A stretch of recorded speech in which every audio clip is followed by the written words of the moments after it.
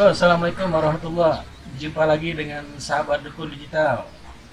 Kita ngopi bersama di Saung sahabat Dukun Digital. Kebetulan nih kita kedatangan tamu dari Saudi Arabia, Muhammad Nurdin. Sahabat saya nih baru jumpa lagi. Gitu. Kemana aja nih Om Nurdin? Alhamdulillah Mas, baik-baik saja. Baik saja. Lama kita nggak ketemu nih. Iya nih, Lama udah ada setahun nggak ketemu nih sama beliau. Gitu. Mana aja nih? Biasa. Apa? Melanjutkan perjalanan hidup Oh, perjalanan Nah. hidup. yang selalu penuh dengan Liku-liku laki-laki. ya namanya orang hidup mungkin Hmm. banyak dengan permasalahan Iya, ya. iya, iya. Identiknya seperti itu. Nah makanya kebetulan saya sekarang lagi bekerja di bidang jasa. Ah, Ya, iya. di bidang jasa. Banyak ketemu orang. Hmm. Banyak ketemu orang gitu ya. Nah jadi kadang-kadang saya suka melihat Iya. gitu ya, setiap orang itu pasti identiknya dengan masalah gitu Iya, ya. iya, iya, iya. Namanya orang hidup meskipun terlihat ini tapi pasti mau itu orang kaya, mau itu orang miskin, Iya. mau itu seperti saya orang Pasti biasa punya biasa masalah aja, ya. selalu berliku dalam masalah. Nah kebetulan nih kita ketemu Iya, iya. ya, ada yang ditanyakan. Nanya apa tuh? Jadi gini Mas, di saat orang punya masalah beda-beda cara pemecahannya. Iya, iya, iya. Ya. Cuman kita kan orang Muslim nih Ya. ceritanya, orang Muslim gitu ya. Ada beberapa yang dilakukan kayak misalnya melakukan terapi yoga Hmm. atau misalnya itu. Kenapa? Karena dengan identik untuk nge-refresh endorfinnya supaya lebih tenang gitu Iya, ya. betul, betul, betul. Nah, padahal kan banyak juga yang saya sering lihat gitu ya. Di Islam aja mengajarkan untuk cara mengatasi permasalahan-permasalahan itu istilahnya identiknya yang dilakukan tapi ada nilai ibadahnya gitu. Iya, iya, iya. Nah, menurut Mas gitu ya. Menurut Mas kira-kiranya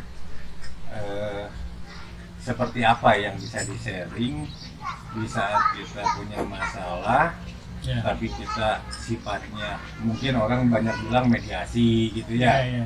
tapi mediasinya yang positif Iya, gitu iya. loh, yang positif yang istilahnya nggak akhirnya keluar jalur.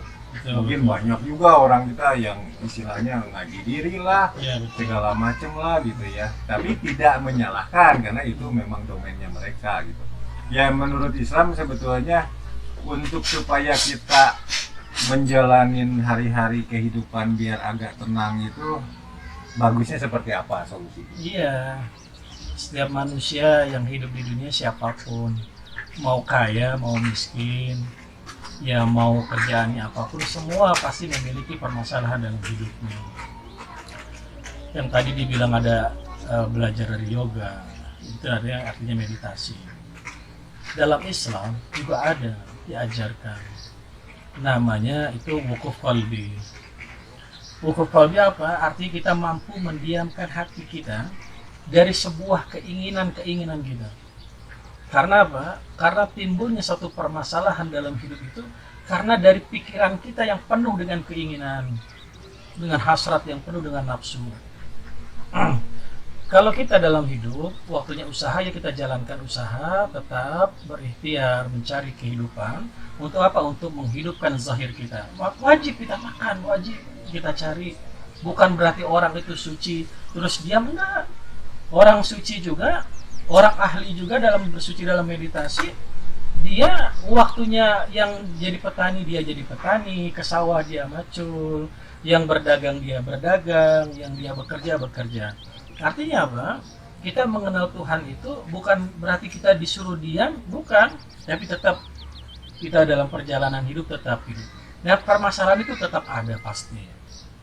Ya petani permasalahannya dengan pertaniannya, pedagang permasalahannya pasti dengan perdagangannya, gitu kan? Yang bekerja pasti bermasalah dengan pekerjaannya. Terus seperti itu dalam kehidupan sehari-hari.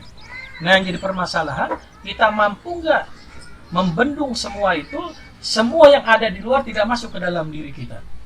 Yaitu kalau cuma meditasi kita diam, Semua orang mampu bisa. Tapi wukuf kalbi ini adalah bukan disuruh diam. Diam itu hanya tarbiyah atau latihan. Latihan merepress atau menghapus file-file yang ada di alam bawah sadar kita. Jangan terlalu pusing stres kita. Nah, kalau kita itu cuma latihan. Tapi yang terpenting, mampukah kita dalam kehidupan kita sehari-hari, dalam permasalahan yang ada di luar, tidak masuk ke dalam hati kita. Kita diamkan hati kita, wukuf qalbi. Artinya apa? Jadi di saat ada permasalahan itu, otak kita tidak terpengaruh. Nggak akan pernah stres kita. Cukup kita pahami dengan tingkat kesadaran kita. Misalkan, kita ada permasalahan, bukan kita langsung terbawa emosi. Bukan. Tapi bagaimana tingkat kesadaran kita untuk menyelesaikannya. Itu yang terpenting. Itulah disebut meditasi yang ada dalam kehidupan. Agar apa? Agar wukuf qalbi, hati kita diam. Dari apa? Dari emosi, dari amarah, dari sebuah keinginan. Karena itu yang membuat hati kita resah, pikiran kita jadi pusing dalam kehidupan. Nggak ada sih dalam dunia ini. Di dunia ini yang terlepas dari permasalahan, nggak ada. Selama kita masih hidup, permasalahan itu pasti ada. Dan nafsu yang namanya amarah itu juga nggak akan pernah lepas dari diri kita. Sampai kapanpun, sampai kita wafat nggak akan pernah. Yang terpenting kita mampu mengelola amarah kita. Duh, nafsu nggak akan pernah lepas, nggak akan pernah hilang. Masih dalam kehidupan kita sehari-hari, kalau kita masih doyan makan, maka nafsu itu masih ada. Kalau masih kita punya istri, nafsu itu masih ada. Manusiawi. Kalau seorang laki-laki tertarik dengan perempuan, perempuan tertarik dengan laki-laki, itu manusiawi. Tapi kita harus bisa membatasi norma-norma itu semua.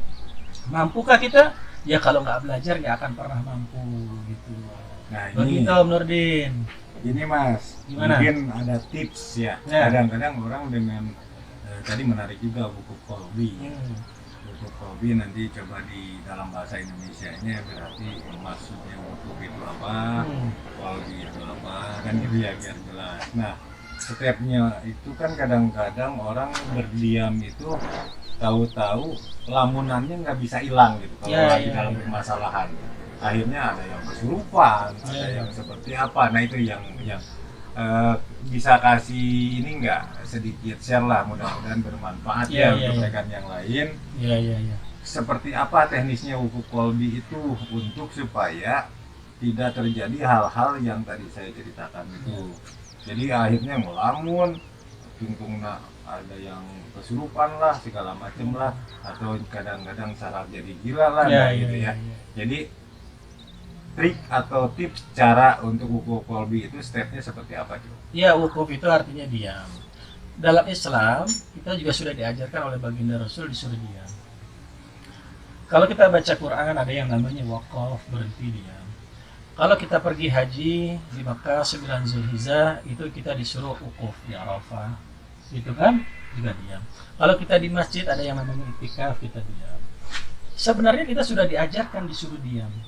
Artinya diam itu kita mendiamkan hati kita, wukuf qalbi itu mendiamkan daripada keinginan agar jiwa kita tenang. Gitu. Kalau hati itu adalah segumpal darah, kalau qalbi itu adalah jiwa yang ada di dalam diri kita. Jadi apa? Kalau ada segala sesuatu permasalahan dari luar, kita goncang terkena. Kalau ada orang marah kepada kita, misalkan saya kasih contoh, lalu kita terkena imbas dan kita berbalik marah, itu jiwa kita goncang. Dan itu terkena yang namanya radiasi dari luar. Tapi kalau kita mampu mendiamkan jiwa kita, itu kan dari amarah atau dari caci maki orang lain, itu jiwanya tenang, gitu. Makanya nanti di sana ada ya Tuhan nafsul mutmainnah katanya, hai nafsu yang tenang, gitu. Itu kita dipanggil. Nanti untuk selanjutnya lebih jauh lagi atau pembahasan yang lain, gitu. Ya jangan terlalu jauh dulu lah. Yang gampang-gampang saja kita terima dengan mudah gitu. Seperti itu Om Nurdin. Jadi seperti itulah contoh wukuf qalbi gitu. Kadang-kadang kan keinginan itu mempengaruhi hidup kita. Ada tetangga punya kehidupan mewah, kita melihat mulai berbisik di jiwa kita. Gitu kan? Ada orang punya jabatan ini, naik jabatan itu, kita terganggu jiwa kita. Dalam dunia kerja ada teman yang naik, terganggu jiwa kita, kepengen gitu ya. Ada teman yang mengusik dalam pekerjaan, terganggu jiwa kita, gitu kan, itu tidak tenang. Tapi kalau kita berusaha mendiamkan, kalau ada tetangga punya apa, ada orang naik jabatan apa, bangga aja rezeki dia. Ada teman kerja naik, biar sama saja rezeki dia. Kita punya rezeki sendiri, jadi kita lebih tenang. Intinya adalah memahami satu ilmu, gitu. Artinya memahami satu keilmuan agar jiwa kita tenang. Nggak mungkin kalau kita nggak mempelajari tiba-tiba tenang. Nggak, harus tetap dengan tarbiyah, dengan pendidikan. Ya kalau meditasi diam, itu untuk belajar menetralkan diri kita. Tapi yang terpenting adalah dalam kehidupan ini sehari-hari. Bukan cuma diam, tapi mendiamkan hati tidak mudah. Harus dipelajari di tempat terus. Seperti itu, Nurdin. Tapi itu dibarengin dengan ayat-ayat zikir atau apa, bagusnya gitu mas? Enggak. Ini hanya sebuah pelatihan kejiwaan. Kita latihan dalam kehidupan sehari-hari. Makanya latihannya Wuquf qalbi itu adalah dengan diam. Ya, dengan diam. Dengan diam apa? Ya kita mempelajari zikir-zikir yang namanya zikir-zikir yang ada di dalam hati. Misalkan yang Allah sering ajarkan, kan ada orang-orang mempelajari, ada orang yang zikir Allah atau Allah gitu kan. Ya, kita cari seorang pembimbing atau seorang guru yang mampu mengajarkan kita ke arah sana gitu. Kita sendiri misalkan, ya kalau cuma untuk belajar istilahnya belajar yoga aja, kita tanpa guru aja bisa gitu. Tanpa guru bisa. Tapi untuk mengarah seperti amalan-amalan itu lebih baik jangan. Lebih baik harus ada pembimbing. Karena dikhawatirkan yang tadi seperti Kang Nurdin ingin belajar gitu akhirnya kesurupan. Gitu kan? Ya karena seringkali mengamalkan suatu amalan yang akhirnya salah dalam pemahamannya. Akhirnya bukannya dia bermeditasi untuk menenangkan diri, akhirnya timbul makhluk-makhluk yang lain dari bangsa jin. Akhirnya kesurupan. Itu yang sering terjadi seperti itu. Atau karena dia angan-angannya terlalu tinggi, akhirnya jadi koslet urat sarafnya, jadi gila gitu kan. Padahal nggak seperti itu. Islam nggak mengajarkan seperti itu. Islam mengajarkan tenang, ya seperti tadi kita tidak terpengaruh. Kalau bahasa itunya adalah sampah spiritual. Nah, agar sampah-sampah spiritual itu tidak masuk ke dalam jiwa kita. Kayak gitu, Nurdin. Betul, Oke. betul. Siap, mungkin poinnya udah didapat Ya. Intinya kita jangan terlalu sibuk ngurusin orang lain lah. Ya, Itu ya. artinya kita belajar menghisap diri kita, bukan menghisap orang lain. Artinya menghitung diri kita, bukan menghitung orang lain. Artinya apa? Al-Quran juga mengajarkan seperti itu. Allah merintahkan kita, Iqra kitabaka kafa binafsika al-yawma 'alaika hasiba. Artinya, ya udah baca kitab dirimu. Mana kitabnya ini? Diri kita. Kitab ini. Iqra kita pakai kitab diri kita, ya badan kita sehari-hari yang kita lakukan. Jadi untuk apa kita melakukan orang lain naik jabatan, orang lain sibuk ini lalu kita kepengen? Nggak penting.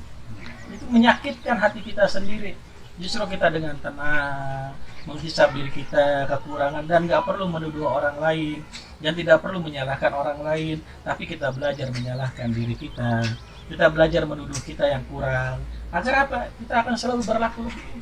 Gitu kan? Gitu. Itu aja kira-kira ya. Nurdin. Aduh, Oke. terima kasih banyak. Ya, mudah-mudahan kita bisa Mas ketemu lagi di Iya. satu lain hal ya. Iya, Ya. kita ini lagi ya. Ya, terima kasih sahabat Dukun Digital. Kita mudah-mudahan bisa ketemu lagi di satu lain waktu. Ini saya mau ngobrol bincang-bincang lagi dengan sahabat saya. Assalamualaikum warahmatullahi wabarakatuh.